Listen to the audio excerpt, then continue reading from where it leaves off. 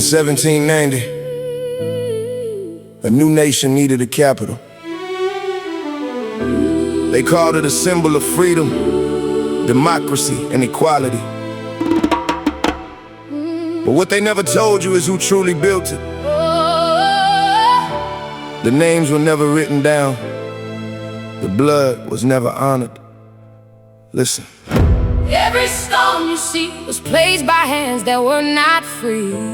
Every wall, every hall, every monument you see. 500,000 enslaved souls beside the Potomac shore. And the history books kept quiet. They never told you more. They lied to you. The White House was not built by willing hands. Enslaved men quarried the stone, cleared the swampland, worked the land. Oh, they lied to you. The Capitol dome did not rise from freedom's grace. It rose from chains and rented labor, unpaid wages, stolen days. They lied to you. They called it the land of the free and the brave. But the bravest ones who built it lived and died as someone's slave. They lied to you. This is the dark secret buried in the ground. 100 square miles of contradiction. Now you know what you have found. 1790, the Residence Act was signed into law. George Washington chose the Potomac and nobody questioned the flaw. Maryland ceded the North Bank. Virginia gave up the South. 100 square miles of new power, and slavery lived in that house. Jefferson sat at dinner with Madison and Hamilton that night. They agreed on the capital location, Southern interests fixed the site. Pierre L'Enfant drew the grand plan, wide boulevards and monuments tall. But in 1791, enslaved hands answered the call. He leased African men from their masters to clear every side. They cut the sandstone for the White House, working morning and the night.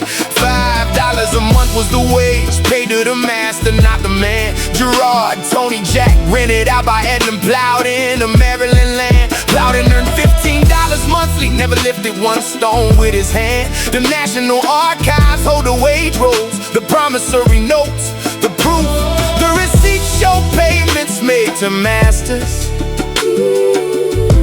That is the documented truth.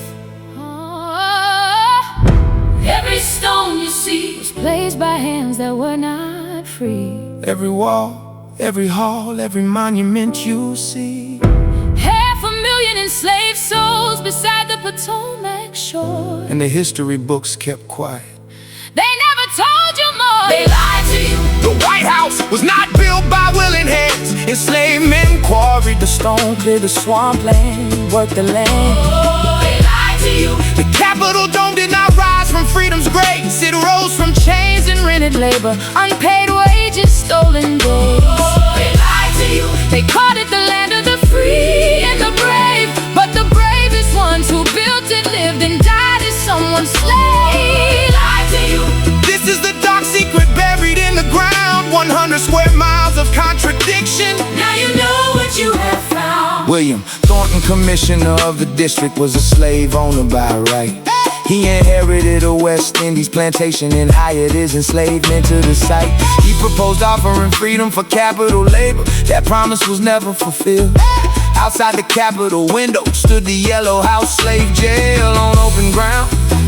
Lincoln in 1854 looked out and saw the change. Rose all around. Slave market stood near the White House on F Street and Georgetown's Lane.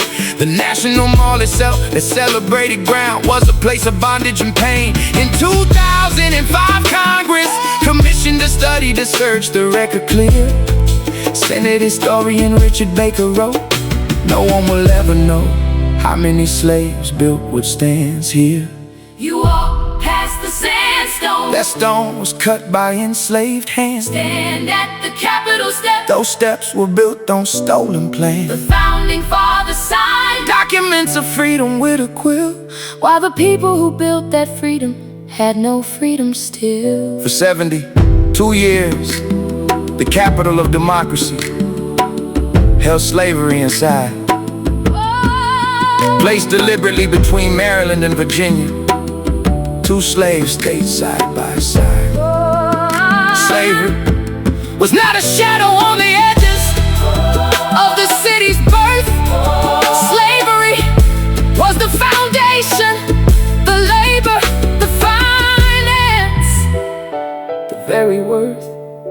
The National Archives have the documents. The wage rolls, the promissory notes, the vouchers. Payments made not to the workers, but to the men who owned them. Every visitor who walks into their capital walks past stone cut by enslaved hands. Now you know. They lied to you. They lied to you.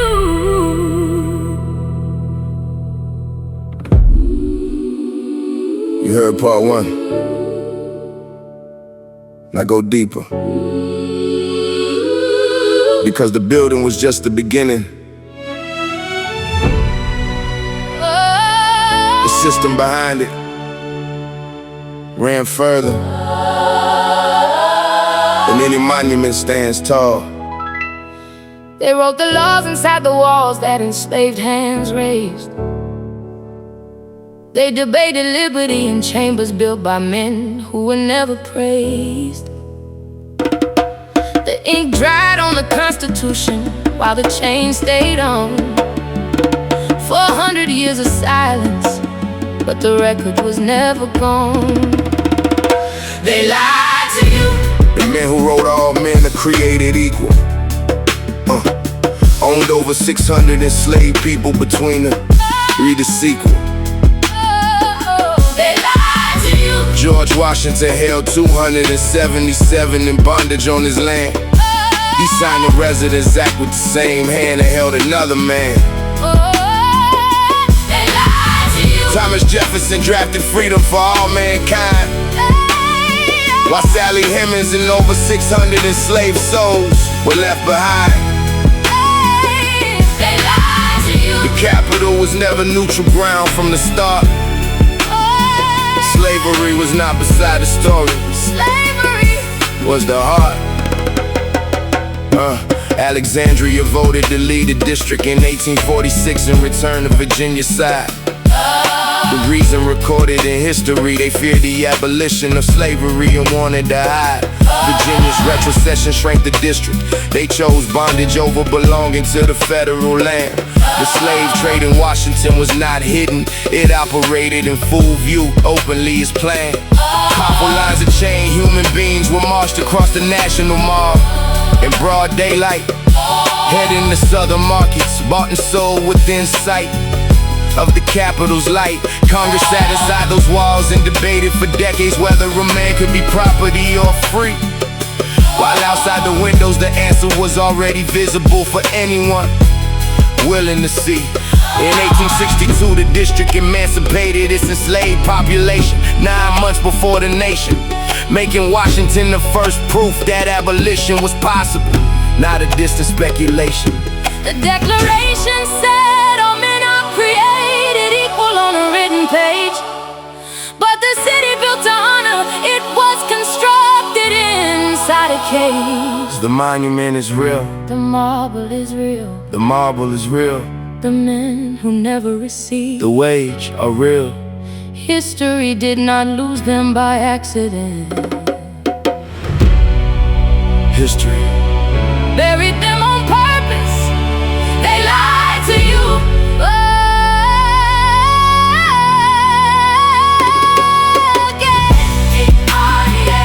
again.